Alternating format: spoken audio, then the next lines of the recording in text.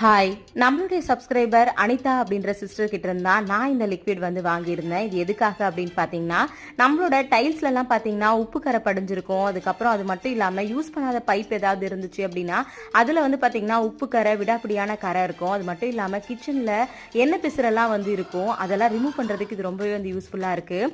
அந்த சிஸ்டர் கிட்ட இருந்து வாங்கின லிக்விடை வச்சு தான் நான் நம்ம வீட்டில் ரொம்ப நாளாக யூஸ் பண்ணாத பைப் ஒன்று இருந்துச்சு. அதை வந்து க்ளீன் பண்ணேன்.